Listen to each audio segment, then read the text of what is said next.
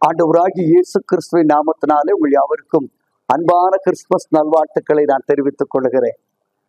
மற்றொரு நாளிலே உங்களை சந்திப்பதில் மிகுந்த மகிழ்ச்சி. இந்த பண்டிகை காலங்கள் உங்கள் யாவருக்கும் மன மகிழ்ச்சியும் மன நிறைவையும் கொடுக்கும்படி இயேசுவின் நாமத்தினாலே உங்களை வாழ்த்துகிறேன். பண்டிகை காலங்களில் எப்படி ஆண்டவரை தேடுவது, எந்த வழியிலே ஆண்டவரை தேடலாம் இதெல்லாம் பல முயற்சிகளை செய்து கொண்டிருப்பீர்கள். வீட்டுக்கு நிறைய பெயிண்ட் அடிச்சிருப்பீங்க, வீட்டை ரொம்ப நல்லா டெக்கரேட் பண்ணியிருப்பீங்க, என்னென்னமோ பண்ணியிருப்பீங்க இல்லைங்களா? மத்தேயு 2ஆம் அதிகாரத்துல இந்த பண்டிகை காலங்களை அனுசரிக்க தூர தேசத்திலிருந்து வந்த சாஸ்திரிகளை குறித்து எழுதப்பட்டிருக்கு. மத்தேயு 2ஆம் அதிகாரத்துல முதல் கேள்வி, யூதருக்கு ராஜா எங்கே? Where is the king? என்ன நல்ல கேள்வி பாருங்க. ஆள பிறந்தவர் எங்கே? எங்களை ஆள போகிறவர் எங்கே? அம்மா ஐயா, கிறிஸ்துமஸ் காலம் வந்துருச்சு. என்னைக்கா நம்முடைய உள்ளத்துல அந்த கேள்வி வந்திருக்குதா? என்னை ஆளுவதற்கு ஒருவர் தேவை. என்னை, என் குடும்பத்தை, என்னுடைய சூழ்நிலைகளை எல்லாவற்றையும் மேற்கொள்ள என்னை ஆள பிறந்தவர் எங்கே? தேடுறோமா? எதையோ தேடுறோமே. எத்தனையோ வருஷமாவே பண்டிகை கொண்டாடிக்கிட்டே இருக்கிறோமா? இந்த எண்ணம் நமக்கு வந்திருக்குதா? கொஞ்சம் யோசித்து பாருங்க. இயேசு கிறிஸ்துவை பார்க்க வேண்டும், நம்மை ஆள போகிற ராஜாவை நான் தரிசிக்க வேண்டும் என்ற உணர்வு உங்களுக்குள்ளே ஏற்பட்டிருக்கிறது. அது ரொம்ப ரொம்ப முக்கியம். வாழ்க்கையில் எந்த உணர்வு ஏற்பட்டிருக்கோ இல்லையோ, இயேசு ராஜாவை பார்க்க வேண்டும் என்ற உணர்வு உங்களுக்கு ஏற்பட வேண்டும். ஏசாயா தீர்க்கதரிசி ரொம்ப அழகா சொன்ன, கர்த்தரை கண்டடையத்தக்க விதத்திலே தேடுங்கள், அவர் சமமாய் இருக்கையில் அவர் நோக்கி கூப்பிடுங்கள். ஆண்டவரை பார்க்கணும்னு ஆசை நமக்கு வந்திருக்கா? ஒரு ஆயக்காரன் தலைவன், கஸ்டம்ஸ் ஆபீசர், அவர் என்ன செய்யறாரு? இயேசுவை பார்க்கணும்னு ஆர்வ மிகுதியில மரத்தின் மேல ஏறுறாரு. ஐயா, யோசித்து பாருங்க. அவர் நம்ம போல மனுஷன் தானே. ஒரு பெரிய ஆபீசர் மரத்துல ஏறினா என்ன? அவன் உள்ளத்துல எவ்வளவு வாஞ்ச பாருங்களேன், எவ்வளவு விருப்பம் பாருங்களேன். ஆண்டவரை பார்க்கணும் பார்க்கணும் பார்க்கணும் பார்க்கணும் பார்க்கணும் பார்க்கணும். ஏற உங்கள் வாழ்க்கையிலும் கர்த்தரை பார்க்க வேண்டுமானால் இந்த வாஞ்ச வரணும். சும்மா இருக்கிறது அர்த்தம் இல்லைங்க. கிறிஸ்துமஸ் காலத்துல சாஸ்திரிகளுக்கு ஒரு ஏக்கம் உண்டாயிடுச்சு. இன்னைக்கு அந்த ஏக்கம் நம்ம வாழ்க்கையில உண்டாயிருக்குதா? இல்லைன்னா ஏனதானோன்னு வாழ்றோமா? கிறிஸ்துமஸ் காலங்கள் வந்துடுச்சு, அவர் எப்படியா பார்க்கணும். யோபு தன்னுடைய 23ஆம் அதிகாரத்துல சொல்றான், அவர் நான் எங்கே பார்ப்பேன்? அவருக்கு சந்திக்கிற இடம் இருந்தா சொல்லுங்க. எனக்கு முன்னாடியும் பின்னாடியும் அவர் நான் உணர்றேன், ஆனா பார்க்க முடியலே. இயேசு பார்க்க வேண்டும் என்ற ஆவல் ஒரு வாழ்க்கையில உண்டாயிருக்குமானால் நிச்சயமா சொல்கிறேன், அந்த வாழ்க்கை ஒரு வெற்றியை உங்களுக்கு கொண்டு வரும், ஜெயத்தை கொண்டு வரும், ஒரு திருப்பத்தை கொண்டு வர வேண்டும். அவர் நம்முடைய யாருக்கும் மறைவாயிருக்கிற தேவன் அல்ல, தன்னை வெளிப்படுத்த தேவன். தன்னை உண்மையாய் நோக்க கூப்பிடுற யாவருக்கும் கர்த்தர் சமீபமாயிருக்கிறார் என்று வேதவசனம் சொல்கிறது. இன்னைக்கு ஆண்டவரை உண்மையான மனதோடு, எங்கே இனி ஆள பிறந்தவர் எங்கே? என் குடும்பத்துல கட்டுப்பாடு இல்லையே, என் வாழ்க்கையில கட்டுப்பாடு இல்லையே, என்னதோ என்ன ஆளுதே, பாவ வழக்கங்கள் இனி ஆளுதே, இனி ஆளுமையா, ஏசையா என்னை ஆளுமையா என்று கூப்பிடுவாயா? உன் வாழ்க்கையில அந்த கர்த்தர் வெளிப்படுவார், உனக்கு ஒரு ஆளுகை தருவார். இந்த சாஸ்திரிகளுக்கு ஒரு நம்பிக்கை பிறகுது. இவர் ஏன் ராஜாவாக பார்க்கணும் விரும்புறாங்கன்னா, அவங்க சொல்றாங்க, கிழக்கிலே அவருடைய நட்சத்திரத்தை கண்டோம். என்ன அழகான வெளிப்பாடு பாருங்க. கிழக்கிலே அவருடைய நட்சத்திரத்தை கண்டோம். எங்க? கிழக்குல. கிழக்குனா என்ன? வேதாமத்துல முதல்ல கிழக்கு எங்க வருது தெரியுமா? ஆதியாகமம் 2ஆம் அதிகாரம் 8ஆம் வசனத்துல ஆதி மனுஷனை சிருஷ்டித்து ஏதேன் என்கிற கிழக்கே ஏதேன் என்கிற தோட்டத்திலே வைத்தார். அழகான தோட்டம், சிங்கார தோட்டம். எல்லாவற்றுக்கும் மேலாக பாவம் பறந்த தோட்டம். அப்போ கிழக்கிலே ஒரு நட்சத்திரம் தோன்றுகிறது என்றால் பாவத்திலே விழுந்த மனுஷனை விடுவிக்கின்ற ஒரு நட்சத்திரமாக இயேசு வரப்போகிறார் என்று அவன் சொல்லுகிறார். நண்பர்களே, அதனால்தான் அவரை ராஜாவாக தேடி வருகிறார். இருண்டு போன்ற உன்னுடைய வாழ்க்கையிலே, கலங்கி போன உன் வாழ்க்கையிலே, நொந்து போன உன் வாழ்க்கையிலே, இனி மீள முடியாது என்ற உன் வாழ்க்கையிலே கிழக்கிலே நட்சத்திரம் உதித்தது போல கலக்கம் நிறைந்த அந்த கலக்கத்தை போக்க, பலவிதமான பாவங்கள் நிறைந்த அந்த வாழ்க்கையை போக்க இயேசு கிறிஸ்து நட்சத்திரமாய், விடிவெளி நட்சத்திரமாய் உதிக்க விரும்புகிறார். அழகாக கொலோசியர் வாக்கியம் சொல்லுகிறார்.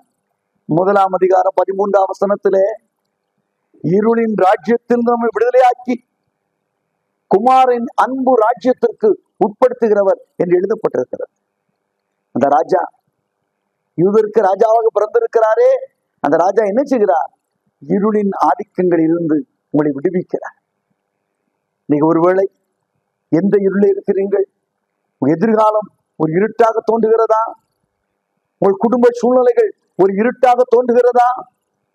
ஐயோ, நான் உலகத்திலே வாழ முடியாது என்ற கலக்கத்தோடும் வேதனையோடும் வாழ்ந்து கொண்டிருக்கிறீர்களா? உங்கள் வாழ்க்கையிலே கிறிஸ்து ஒளியாக, வழியாக அவர் வர விரும்புகிறார்.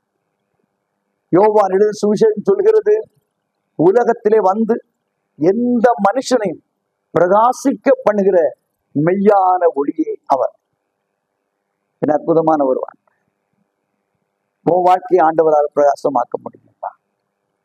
ஒருவேளை இன்னைக்கு என் வாழ்க்கை இருள் நிறைந்த ஒரு வாழ்க்கையா இருக்குது, நம்பிக்கையற்ற ஒரு வாழ்க்கையா இருக்கிறது. எபேசியர் வாக்கியம் சொல்லும், முற்காலத்திலே நம்பிக்கையற்றவளா இருந்தோம் என்று போல நம்பிக்கையற்றவளா இருக்கலாம். என் ஃபியூச்சர் எனக்கு தெரியுங்க. நிறைய பிரச்சனை, குடும்பத்துல பிரச்சனை, தொழில பிரச்சனை, பிள்ளைகளுடைய வாழ்க்கையில பிரச்சனை, பிரச்சனைனா பிரச்சனை. மேல வர முடியலன்னு சொல்றீங்களா? இன்னைக்கு ஆண்டவர் உங்களோடு பேசுகிறாருங்க, உங்களோடு இடைபடுகிறார், உங்களை தொட விரும்புகிறார், உங்கள் வாழ்க்கையில் ஒரு மாற்றத்தை சொல்ல விரும்புகிறார். கிழக்கிலே உடைய நட்சத்திரத்தை கண்டுட்டோம். இனி கீழ்திசை வாழ்க்கையில மேலான வாழ்க்கை கர்த்தர்களுக்கு தருவார் என்ற நம்பிக்கை அவர்களுக்கு பிறந்தது. இந்த நாளிலும் கர்த்தர் உங்களோடு பேசுகிறார். கர்த்தருடைய மெல்லிய சத்தம் கேட்கிறது. நண்பர்களே, ஆண்டவர் இந்த கிறிஸ்துமஸ் காலங்களிலே மெய்யாய் கண்டுகொள்ள வேண்டுமானால் இருள் நிறைந்த நம்முடைய வாழ்க்கையிலே கர்த்தர் ஒளியாக வர விரும்புகிறார். ஒரு வெளிச்சத்தை உருவாக்க விரும்புகிறார். அவருடைய வருகை குறித்து ரொம்ப அழகா மத்தேயு சுவிசேஷம் 4 அதிகாரம் 15 வசனம் சொல்கிறது, இருளில் இருக்கிற ஜனங்கள் ஒரு பெரிய வெளிச்சத்தை கண்டார்கள். இயேசு வீட்டிலே உதிக்கும் பொழுது உன் இருள் மறையும், உன் கலக்கம் மறையும், வியாதிகள் மறையும், உன் வேதனைகள் மறையும், உன் சஞ்சலங்கள் மறையும். உன் இருண்ட வாழ்க்கை கர்த்தர் வெளிச்சமாக மாற்றுவார். அவரால் கூடாத காரியம் ஒன்றுமே இல்லை. அன்பானவர்களே, உலகத்தினையோ மக்களை பார்த்திருக்கிறேன். வாழ்க்கை நம்பிக்கையற்ற நிலைமையில இனி வர முடியாது சார், பாசங்களாலும் விடுதலை பெற முடியாது என்று நம்பிக்கையற்ற வந்த மக்களை கர்த்தர் நம்பிக்கையுள்ள மக்களாக மாற்றி இருக்கிறார். ஹல்லேலூயா! எத்தனை அற்புதமான காரியம், எத்தனை ஆச்சரியமான ஒரு காரியம். நண்பர்களே, ஓ வாழ்க்கையிலும் கர்த்தர் நம்பிக்கை ஊட்டுவார், நம்பிக்கை ஊட்டுவார். தேவனால கூடாத காரியம் ஒன்றுமே இல்லை. இன்றைக்கு அந்த ஆண்டவர் நோக்கி பார்த்தாய், என் வாழ்க்கையில ஒரு வெளிச்சம் உண்டாகட்டும் அப்பா, ஒரு வழி உண்டாகட்டும் என்று தேவனை தேடுவாயா? அருமையானவர்களே, இலங்கை தேசத்திற்கு பல முறை நான் சென்று இருக்கிறேன். ஒரு முறை நான் சென்ற பொழுது பேட்டிக்கலோ மட்டக்கிழப்பு என்கிற இடத்துல உள்ள ஒரு மெத்தடிஸ்ட் ஆலயத்தில் பேசுவதற்காக நான் சென்றிருந்தேன்.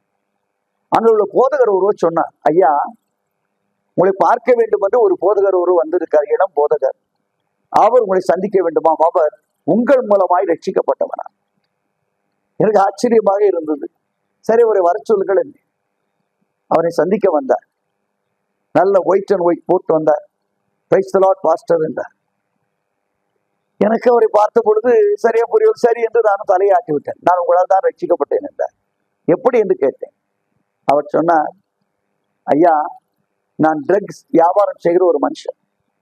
ட்ரக் வித்துக்கிட்டு இருக்கேன், தெருவில் வித்துக்கிட்டு இருந்தேன். வித்துக்கிட்டு இருக்கும்போது ஏற்கனவே ஒரு தடவை நான் போலீஸ் பிடியிலிருந்து ஒரு நுனிப்பொழுது நான் தப்பினேன்.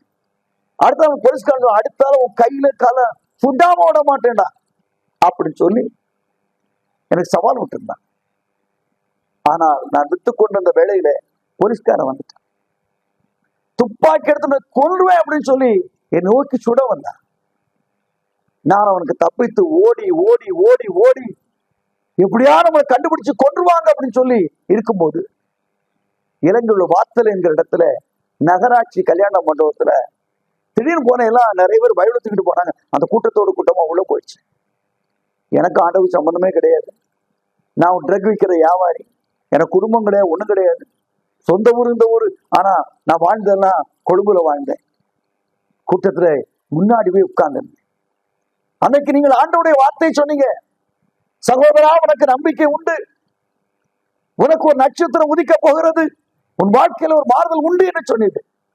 என்னை பார்த்தே வரல காமிச்சு பேசுனீங்க. உனக்கு ஒரு மாற்றம் வரப்போகுது, உன் வாழ்க்கையில ஒரு புதிய அத்தியாயம் உண்டாக போகுது என்று சொன்னீங்க.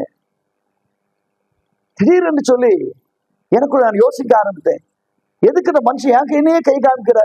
கண்ணை மூடி வேற யாருக்காக இருக்கும்போது கண்ணை மூட பிறகு கூட ஒரு விரல் என் தூக்கி வந்தது, உனக்கு மாற்றம் நான் கொடுக்க போகிறேன் என்று.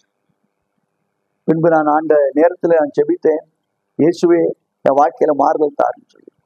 என்ன ஆச்சரியம், அற்புதமா என் வாழ்க்கை மாறினது. என்னுடைய தொழிலை விட்டு விட்டு ஆண்டவரை சேவை செய்ய ஆரம்பித்தேன். ஒரு பெரிய மாற்றத்தை கண்டேன் என்று சாட்சி சொன்னார். நண்பர்களே, யாரு போதை வஸ்தைகளை வித்து கொண்டது ஒரு மனுஷன் ஒரு மாறுதலுக்காக எதிர்பார்த்தார். கிழக்கில நட்சத்திரம் உதித்தது போல அவனுடைய வாழ்க்கையில் நட்சத்திரம் உதித்தது, வாழ்க்கை மாறினது. இன்னைக்கு அதே இயேசு இன்றைக்கும் ஜீவன் உள்ளவராக இருக்கிறார். உன் வாழ்க்கையை மாற்ற விரும்புகிறார். என் குடும்பம் ஓடாதுன்னு சொல்றல, தொழில் செய்ய முடியாதுன்னு சொல்றல, உனக்கு கர்த்தர் ஒரு மாற்றத்தை உண்டு பண்ண அவர் வல்லமை உள்ளவராக இருக்கிறார். அதோடு மாத்திரமல்ல அருமையானவர்கள், அந்த சாஸ்திரிகள் இந்த கிறிஸ்துவை தரிசிக்க குழப்பங்களை தாண்டி வந்தார்கள். எப்பவுமே ஆண்டவரை பார்க்கணும்னு ஆசைப்படும் போது கொஞ்சம் குழப்பங்களும் ஜாஸ்தியா தான் சாத்தாண்ட உலகத்தை அனுபவிக்கிறான். ராஜா எங்கேன்னு கேட்டா ஏறவு சொல்ற நான் தான் ராஜா, என்ன இல்லாம எவன் ராஜா அடுத்த பிறந்திருக்கானாக்கும் அந்த மாதிரி கேட்க ஆரம்பிச்சு. இன்னைக்கு ஒருவேளை ஐயா நான் இப்பதான் ஐயா பைபிள் எடுத்து கோயிலுக்கு போக ஆரம்பிச்சேன், எவ்வளவு பிரச்சனை ஐயா, குடும்பத்துல பிரச்சனை, பக்கத்து வீட்டுல பிரச்சனை, வேலை செய்யற இடத்துல பிரச்சனை, பிரச்சனையோ பிரச்சனை பிரச்சனையோ பிரச்சனை சொல்றீங்களா? நண்பர்களே, இயேசுவை தேட ஆரம்பிக்கும் பொழுது உலகம் உன்னை வரவேற்காது. பரவாயில்ல, ரொம்ப நல்ல பிள்ளை, தங்கமான பிள்ளைன்னு சொல்றாரு. பாருங்களேன், யோவான் 5ஆம் அதிகாரத்துல 38 வருஷமா அவன் படுத்த படுக்கே இருந்தான். அவன் சொல்றான், என்ன தூக்கி விட ஒருத்தனை இல்லையா குளத்துல, குளத்துல யாருக்காவது தூக்கி போட்டோம் நான் இப்பவும் படைச்சிருப்பேன், தூக்கி விட ஆகல. ஆனா இயேசு படுக்கை எடுத்துக்கொண்டு சுஸ்தமான படுக்கை எடுத்துக்கொண்டு நடன்னு சொன்னோன்னு ஊர்கார அம்புட்டு பேர் வந்துட்டான். ஊர்கார அவ்வளவு பேர் வந்துட்டான். எங்கடா போற? அவன் சொன்னா எனக்கு சோகமாயிடுச்சு, படுக்கை எடுத்துட்டு போறேன். இந்த நாளில் நீ எப்படி படுக்கை எடுத்துக்கொண்டு போகலாம்? இது ஓய்வு நாள் ஆயிடுச்சு. தயம் உலகம் நல்லா இருக்கும்போது, நீ அழிந்து கொண்டு இருக்கும் பொழுது உன்னை பார்க்க கூட வரமாட்டான். நாம் ஆண்டவரை தேட ஆரம்பிக்கும் பொழுது நிறைய பேருக்கு பிடிக்காதுங்க. ஏதாவது ஒரு குறை சொல்லுவாங்க. நம்ம தேடும் போது அவங்களுக்கு பரியாசம், கிண்டல் எல்லாம் வருங்க. தேடி தேடி என்னத்தை பார்த்தா, ஜெபிச்சு ஜெபிச்சு என்னத்தை பார்த்தீங்க, அல்லது வேதம் வாஸ்து வாஸ்து என்ன பண்ணீங்க, கூட்டத்துக்கு போய் போய் என்ன பண்ணீங்க, வாழ்க்கை நிறைய பேர் பரியாசம் பண்ண ஆரம்பிச்சுடுவாங்க. ரொம்ப வேதனையா இருக்கும், ரொம்ப குழப்பமா இருக்கும். ஏன் இப்படி ஒரு வாழ்க்கை வாழணுமான்னு கூட தோணலாம். அப்படிதாங்க இருந்துச்சுங்க. மக்களுடைய வாழ்க்கையை பாருங்க, ரொம்ப கலங்கி போயிட்டு. ஆனா ரொம்ப திடமா இருக்கிறான். என்ன சுகமாக்குன்னு அடான்னு சொல்லிக்க நடப்பேன். நீ என்ன நடக்க கூடாதுன்னு சொல்றது? இதாங்க வாழ்க்கை. சில சமயங்கள் நம்ம வாழ்க்கையில அடியெடுத்து வைக்கும்போது நம்ம வாழுன்னு சொல்லி வரவேற்பதோட நில்லுன்னு சொல்றது நிறைய பேர் இருப்பாங்க. இதான் உலகம். உலகத்துல ஆண்டவர் தேட ஆரம்பிக்கும் போது குழப்பங்கள் 1000 வரலாம், பிரச்சனைகள் 1000 வரலாம். அதையெல்லாம் தாண்டி இயேசு எனக்கு போதும் என்று சொல்வதுதான் வாழ்க்கை. ஆண்டவர் கொடுத்த தரிசனத்தை அவர் நிறைவேற்றுவார். தேவனால கூடாத காரியம் ஒன்றுமே இல்லை. ஆனால் அந்த தரிசனத்தை பெற்றுக்கொள்ள வேண்டுமானால் சில நேரங்களில் நாம் தடைகளை மேற்கொள்ள வேண்டும். எத்தனை நெருக்கம் வந்தாலும், எத்தனை இக்கட்டு வந்தாலும், எத்தனை தோல்வி வந்தாலும், என்னை அழைத்த தேவன் நடத்த போதுமானவர் என்று நிச்சயம் உனக்கு இருக்கணும். அதைத்தான் தேவனோட்ட எதிர்பார்க்கிறார். சும்மா ஏனோதான் நான் வாழ்ற வாழ்க்கையை கர்த்தர் எதிர்பார்க்கல. இன்றைக்கு சாஸ்திரிகள் அந்த குழப்பத்தின் மத்தியில எல்லாரும் எங்க பிறந்திருக்காரு எங்க பிறந்திருக்கான்னு சொல்லி தடுமாறிட்டு இருக்கும்போது இவங்க ஸ்டெடியா இருந்தாங்க. இவ்வளவு தூரம் பிரயாணம் பண்ணிட்டோம், எப்படியாச்சும் அந்த ராஜாவை நான் பார்த்துட்டு தான் போகணும். குழப்பம் எனக்கு முக்கியம் இல்லை, அந்த தேவன் தான் முக்கியம். அநேக நேரங்கள்ல நம்முடைய பயணங்கள் தடைபடுவதற்கு காரணம் என்னன்னா இந்த குழப்பங்கள் தான். நம்ம குழம்ப ஆரம்பிச்சோம்னா நம்ம குழப்பங்கிறவங்க நிறைய பேர் எந்திரிச்சுவாங்க. உலகம் 1000 விதமா சொன்னாலும் நான் தொடர்ந்து போவேன், தொடர்ந்து போவேன், தொடர்ந்து போவேன். கர்த்தனுக்கு அதை எதிர்பார்க்கிறார். குழப்பத்துல இருக்கும்போது தேவனை பார்க்க முடியாது, குழம்பு போயிருக்கும்போது தேவனை பார்க்க முடியாது. அந்த குழப்பமான மாடியை விட்டு வெளியே அப்படி நடைய வைக்கிறாங்க. நட்சத்திரம் அவளுக்காக காத்திருந்தது. ஹல்லேலூயா, ஹல்லேலூயா. அதாங்க இயேசு. குழப்பத்தே நீ நினைச்சிட்டு இருக்கும்போது அந்த நட்சத்திரத்தை நீங்க பார்க்க முடியாது. அந்த குழப்பத்தை விட்டு வெளியே வந்து உன் நடைய வச்சு பாரு, நீ வழி நடத்த அந்த இயேசு காத்து கொண்டு இருக்கிறார். அந்த நட்சத்திரம் காத்து கொண்டு இருக்கிறது. எவ்வளவு சந்தோஷம் வந்திருக்கும். Praise the Lord. நல்ல வேளை நமக்கதே நினைச்சுக்கிட்டு இருக்கல, பிரச்சனையே நினைச்சுக்கிட்டு இருக்கல, நம்ம வழிகாட்டுற அந்த இயேசுகிட்ட வந்துட்டோமே, எவ்வளவு சந்தோஷம். இயேசு உனக்காக காத்திருக்கிறார், உன்னை வழி நடத்த ஆவலாய் காத்திருக்கிறார். குழப்பத்திலிருந்து வெளியே வந்த சகோதரா, குழப்பத்திலிருந்து வெளியே வந்த சகோதரி, நான் எங்க போவேன் எனக்கு திசை தெரியல அவ்வளவு சொல்றியா? உன்னை கரம் பிடித்து நடத்த இயேசு வல்லவராய் இருக்கிறார். ஹல்லேலூயா. அவரால் கூடாத காரியம் ஒண்ணுமே இல்லைங்க, ஒண்ணுமே இல்லைங்க. இயேசு இந்த உலகத்திலே ஜீவித்த நாட்கள்ல யாரெல்லாம் வாழ்க்கையில் நடக்க முடியாது, இன்னும் மேல வர முடியாதுன்னு நினைச்சாங்களோ அவங்களெல்லாம் இயேசு தேடி போய் அர்ப்பணம் செய்கிறார். இழந்து போன மக்களை தேடினார். அவர் சொன்னார், பிணியாடிக்கு வைத்தியம் தேவையே தவிர மற்றவர்களுக்கு அல்லன்னு சொன்னார். சிறுமைப்பட்டவர்களுக்கு சுவிசேஷத்தை அறிவிக்க வந்த தேவன் நம்முடைய ஆண்டவராகிய கர்த்தர். இன்றைக்கு குழப்பத்துல இருக்கிறேன், நான் இருந்து வெளியே வர விரும்புகிறேன்னு சொன்னா உனக்காக உதவி செய்ய கர்த்தர் ஆயத்தமாய் இருக்கிறார். நீ குழப்பத்தோடு வாழ்வது கர்த்தருடைய திட்டம் அல்ல. கர்த்தரை வழி நடத்த விரும்புகிறார். அவர் நலமான தேசத்திலே நடத்த விரும்புகிறார். இன்னைக்கு அந்த ஆண்டோட்ட போவியா? அந்த ஆண்டோட்ட போவியா? அன்னைக்கு குழப்பம் நிறைந்த நேரத்துல யாக்கோபு சொல்றான், இந்த குழப்பம் நீங்கணும்னா எனக்கு ஆதியிலே தரிசனமான அந்த பெத்தேலுக்கு நான் போகணும், அப்பதான் என் குழப்பம் நீங்கன்றான். பெத்தேலுக்கு போகணும். நான் நடந்து வந்த வழிகளில் எல்லாம் என்னோடு கூட இருந்த அந்த தேவனை தரிசிக்க போகிறேன்னு சொல்றான். யாக்கோபு பிந்தி அந்த பெத்தேலை தனித்து நிற்கும் பொழுது தேவனாகிய கர்த்தர் அவனுக்கு தரிசனமானார். ஹல்லேலூயா. இன்றைக்கும் இந்த காலங்கள் உனக்கு குழப்பமாக இருக்கிறதா? என்ன பண்ண போறேன்னு எனக்கு தெரியல, எப்படி செலிப்ரேட் பண்ண போறேன்னு எனக்கு தெரியல, ஒரே கன்ஃபியூஷனா இருக்குது அப்படி யோசிக்கிறியா? உன்னை வழி நடத்த இயேசு உனக்காக காத்திருக்கிறார். உனக்கு ஆறுதல் சொல்ல இயேசு உனக்காக காத்திருக்கிறார். அவர் எங்கேயும் போகல, உனக்காக வெயிட் பண்ணிட்டு இருக்கார். என் மகன், என்னுடைய மகள் என்னிடத்தில் வரமாட்டாளோ, நான் உனக்கு உதவி செய்யட்டும், அவளை விடுவிக்கட்டும் என்று கர்த்தர் உனக்காக காத்திருக்கிறார். இன்னைக்கு அந்த ஆண்டவரிடத்துல போவாயா? ஆண்டவரே, எவ்வளவு அழகாக அன்றைக்கு அந்த சாஸ்திரியை வழிநடத்தினீர். குழப்பத்திலிருந்து வெளியே வந்த உடனே உங்களை வழிநடத்த காத்துனீங்களே, நீங்க இருக்கிற இடம் வர உங்களை கொண்டு போச்சுதே. அத போல இன்னைக்கு நான் உம்மோடு வாழணும்ப்பா, உம்மோடு ஜீவிக்கணும்ப்பா, உம்மோடு பழகணும்ப்பா, உம்மோடு பேசணும்ப்பா, உம்மோடு உறவாடணும், என்னை நடத்துங்கன்னு கேட்பீங்களா? இந்த கிறிஸ்துமஸ் காலங்களில கர்த்தர் உங்களை நடத்துவார். புல்லுள்ள இடங்களில உங்களை மேய்த்து கொண்டு போவார். உலகம் உங்களை கைவிட்டு இருக்கலாம், உலக மக்கள் உங்களை பரியாசம் பண்ணலாம், பலவிதமா பேசலாம். மனம் தளர்ந்து போகாதீங்க, மனம் சோர்ந்து போகாதீங்க. உங்களை அழைத்த தேவன் நிச்சயமாக அவர் கைவிட மாட்டார், கைவிட மாட்டார். அவர் உங்களுக்கு போதித்து நடக்க வேண்டிய வழியை காட்டுவார். இந்த இக்கட்டான நிலைமையிலிருந்து எப்படி வெளியே வரலாம் என்று அவர் சொல்லுவார். அப்போ இந்த சாஸ்திர சத்தத்துல முதல் ஒரு இயக்கம், இரண்டாவது குழப்பத்திலிருந்து அவர்கள் திட்டமாய் வெளியே வந்தார்கள். அவளை வழிநடத்த அவர் காய்த்தமாய் இருந்தார். அவள் வழிநடத்தின அந்த பாதைக்கு பைபிள் அழகா சொல்லுது, பிள்ளை இருந்த இடம் வரை, இயேசு கிறிஸ்து இருந்த இடம் வரை அந்த நட்சத்திரம் கொண்டு போகுது. கர்த்தர் ஒருத்தரை பிடிச்சிட்டான்னா இடவெளியில கழட்டி விட்டு போக மாட்டார். அதான் ஆண்டவர் ஒரு மனிதனை பிடிக்கும் பொழுது கடைசி வரை அவர் நடத்துவதுதான் நம்முடைய ஆண்டவராய் கர்த்தர். உங்களை ஆண்டவர் தெரிஞ்சு வச்சிருக்கிறாரா?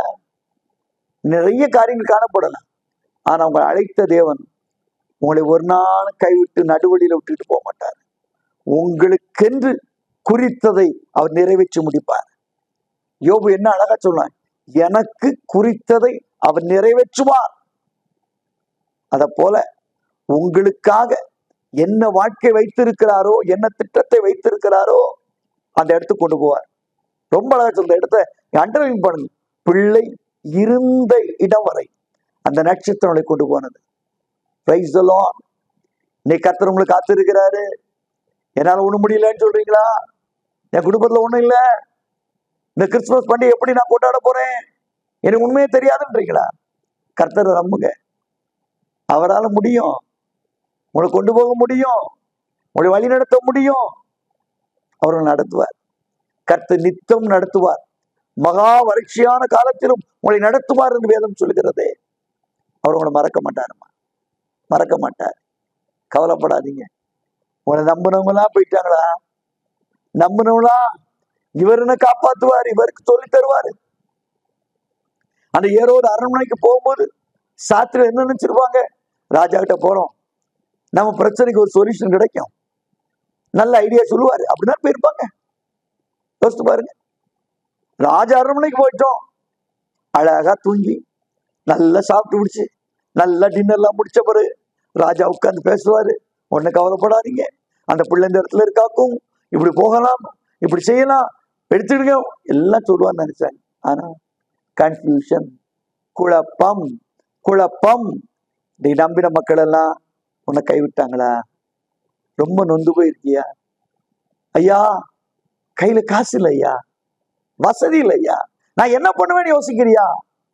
நான் சொல்றேன், இந்த கிறிஸ்துமஸ் காலத்துல எப்படி அன்னைக்கு சாஸ்திரி நடத்த நட்சத்திரம் காத்திருந்ததோ அதே போல இந்த இக்கட்டான நிலைமையிலே கர்த்தர் உங்களை கைவிடாமல் பாதுகாக்க, உங்களை வழி நடத்த ஆயத்தமா இருக்க, ரெடியா இருக்க. கர்த்தருக்கு ஒரு வழியை ஒப்புவித்து அவர் நம்ம நம்பிக்கையா இருப்பையா. ஆண்டவரே, என்னை நான் ஒப்பு கொடுக்குறேன்ப்பா, நான் சாதாரண மனுஷன், என்னை ஒப்பு கொடுக்குறேன் அப்படி ஒப்பு கொடுத்து பாருங்க. கர்த்தர் அந்த அழகாக சொல்கிறது, அவர் இருந்த இடம் வரை கொண்டு போனார். கொண்டு போனது மாத்திரமல்ல, தொழுதார்கள். முழு மனதோடு ஆண்டவரை தொழுது கொண்டார்கள், அவரை வழிபட்டார்கள். வழிபட்ட உடனே வாழ்க்கையில அடுத்தால ஒரு வழிபாடு கிடைக்குது. என்ன வழி தெரியுமா? நீங்க வந்த வழியே திரும்பி போக வேண்டாம், வேற வழியில போங்க. Praise the Lord. ஒருவன் கிறிஸ்துவுக்கு இருந்தால் புது சிருஷ்டியா இருக்கிறான், பழையவெல்லாம் ஒளிந்தன. கிறிஸ்துமஸ் ஒரு புதிய அத்தியாயத்தை உருவாக்க விரும்புகிறது. நீ பழைய வாழ்க்கையில பழைய ஸ்டைல்ல வாழ்ந்தால் அந்த வாழ்க்கை அல்ல, ஒரு புது வாழ்க்கையை கர்த்தர் கொடுக்க விரும்புகிறார். கிறிஸ்துவின் பிறப்பு உன் வாழ்க்கையில் ஒரு புதிய அத்தியாயத்தை உண்டாக்க விரும்புகிறது. இதுக்கு முன்னாடி எப்படி இருந்தோ தெரியாது, ஆனா நீ கர்த்தர் உன்னோடு பேசுகிறார். உன் வாழ்க்கையில் ஒரு மாறுதலை செய்ய விரும்புகிறார், ஒரு விடுதலையை கொடுக்க விரும்புகிறார். போர் அடிச்ச உன் பழைய வாழ்க்கையிலிருந்து ஒரு புதிய வாழ்க்கைக்கு கர்த்தர் உன்னை நடத்த விரும்புகிறார்.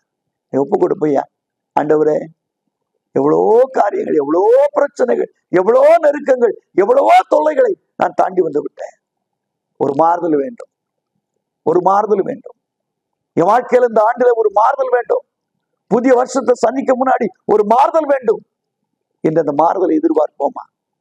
கர்த்தர் உங்கள் வாழ்க்கையில வரும் பொழுது உங்கள் துக்கங்கள் சந்தோஷமாய் மாறும், துயரங்கள் மாறையும், குணங்கள் மாறியும், உங்களுடைய தீய பழக்க வழக்கங்கள் மாறியும்.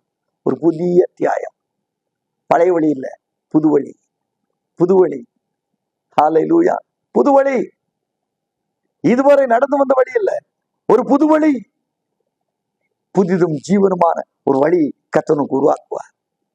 தாவீது சொல்கிறார் அல்லவா, அது நன்மையான வழி, நன்மையான வழி, கர்த்தர் நித்தம் நடத்துகிற வழி. அவர் நீதியின் பாதையிலே என்னை நடத்துகிறார் என்று சொல்கிறானே, அந்த வழி. அதே ஆண்டவர் இந்த நாளில் உங்களை நடத்துவார், உங்கள் வாழ்க்கையின் அற்புதங்களை செய்வார். ஏனென்றால் இயேசு கிறிஸ்து நேற்றும் இன்றும் என்றும் மாறாதவராயிருக்கிறார். மறுபடியும் நான் உங்களுக்கு நினைவுபடுத்த விரும்புகிறேன். சாஸ்திரிகள் ஒரு ஏக்கத்தோடு ஆண்டவர் தரிசிக்க போனார்கள். சாஸ்திரிகள் தங்கள் குழப்பங்கள் மத்தியிலே ஆண்டவரை கண்டுகொள்ள வேண்டும் என்ற நிச்சயத்தோடு போனார்கள். சாஸ்திரிகள் குழப்பங்களை மேற்கொண்டார்கள், தெளிவான பாதையை பின்பற்றினார்கள், வாழ்க்கையை மாற்றி அமைத்துக் கொண்டார்கள். இன்றைக்கும் இந்த கிறிஸ்துமஸ் ஒரு வாழ்க்கையை மாற்றி அமைத்துக் கொள்ள ஒரு இனிதான முயற்சிகளை செய்ய கர்த்தர் உதவி செய்வார். அப்படிப்பட்ட நல்ல நாளாயிருக்க உங்களை வாழ்த்துகிறேன். ஜெபிப்போமா? ஜெபம் செய்வோம். எங்கள் கிருபையுள்ள ஆண்டவரே, இந்த நல்ல நாளுக்காய் நன்றி செலுத்துகிறோம். இந்த பண்டிகை காலத்திலே உண்டான மகிழ்ச்சி, சந்தோஷம் உண்டாகட்டும். எங்கள் வாழ்க்கையில் நம்பிக்கை உண்டாகட்டும். கிழக்கிலே ஒரு நட்சத்திரத்தை கண்டோம், அவர் ராஜா. என் குழப்பத்திலே ஒரு நட்சத்திரத்தை கண்டோம், அவர் ராஜா. எங்கள் குழப்பங்கள் நீக்குகிற, எங்கள் வேதனைகள் நீக்குகிற, எங்கள் இருளை நீக்குகிற, எங்கள் சஞ்சனை நீக்கிற ராஜா என்று சொல்லி உம்மை தொழுது கொள்ள கிருபை தாங்க. யாரெல்லாம் இந்த நாட்களில் ஆண்டவரே முழுமனதோடு உம்மை நோக்கி பார்க்கிறாளோ, அவருடைய வாழ்க்கையில் ஒரு விடுதலை கொடுங்க. அவருடைய துக்கங்கள் எல்லாம் மறையட்டும், வேதனைகள் எல்லாம் மறையட்டும். மன சமாதானத்தோடு உம்மை ஆராதிக்க, உம்மை தொழுது கொள்ள கிருபைதான். இந்த பண்டிகை காலங்கள் உள்ள கழிகூறுதலை, மகிழ்ச்சியும் உருவாக்கட்டும். இப்படி செய்ய போகிறபடினாலும் நமக்கு நன்றி. உங்களுடைய கரத்திலே ஒவ்வொருவரையும் கொடுக்கிறேன். இந்த நிறைவான கிருபைகளும் ஆசீர்வாதங்களும் பண்டிகை காலங்களில் மகிழ்ச்சியும் உள்ளங்களையும் அவருடைய இல்லங்களை நிரப்ப நீ கிருபை செய்கிறார். இயேசுவின் நாமத்தில் வேண்டுகிறோம் ஜீவனுள்ள பிதாவே. ஆமென், ஆமென், ஆமென். God bless.